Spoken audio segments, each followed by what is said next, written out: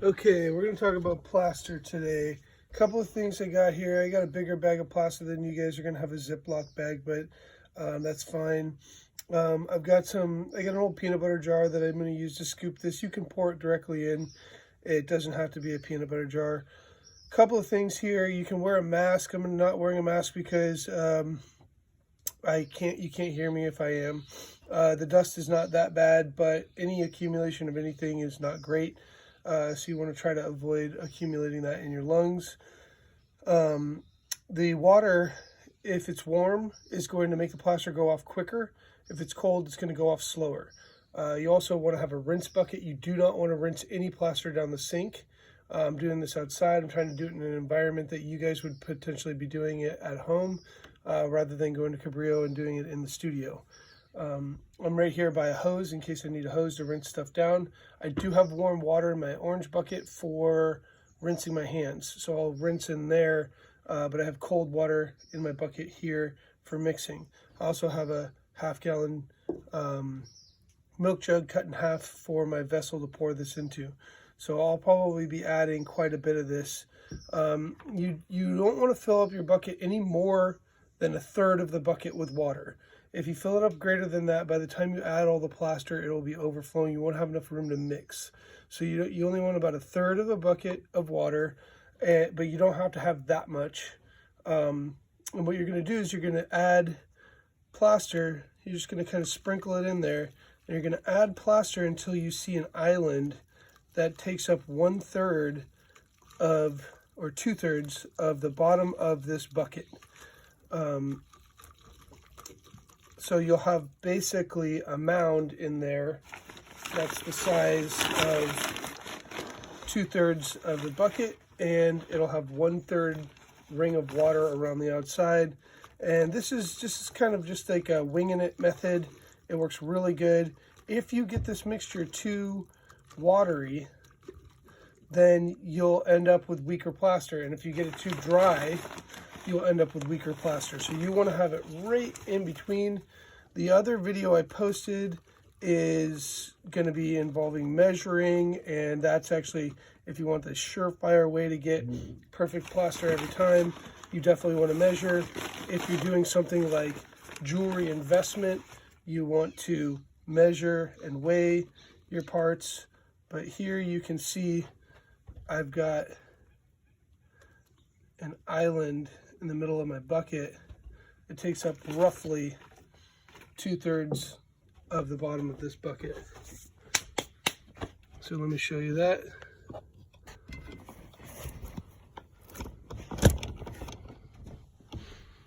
So there, I've got a ring of water around the outside. I could add a little bit more water. It's looking a little bit dry,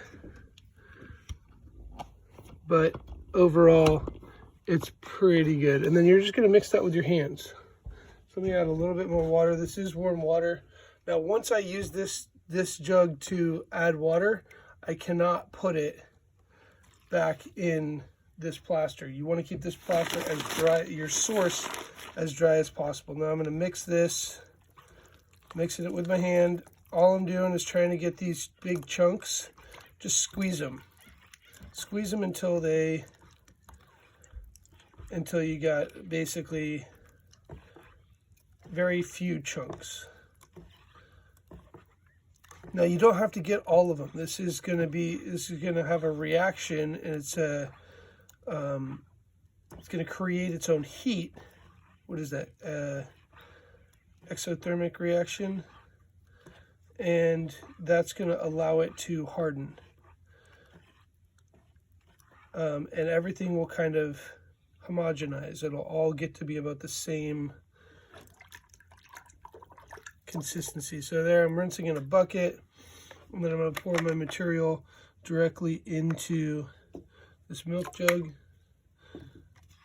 This has got like a waxy coating on the inside, so it's not going to stick.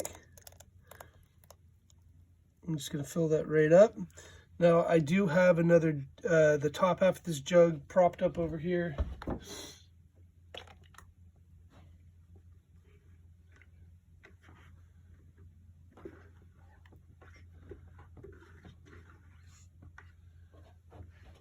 So I poured all that in there. Don't worry about your bucket too much. You can rinse it, right? But you can leave it just like this, let it dry, and just kind of break out all the little bits and pieces. If you want to, you can tap the side of your plaster and you'll see the bubbles start to rise up. And those bubbles will be trapped in the solid brick of plaster, and as you carve, you'll have to deal with them.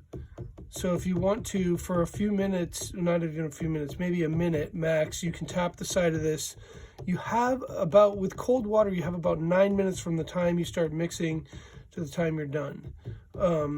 So you do want to work fairly quickly, but not hastily. But that's it. That's pretty much all it is to mix in plaster. One last thing.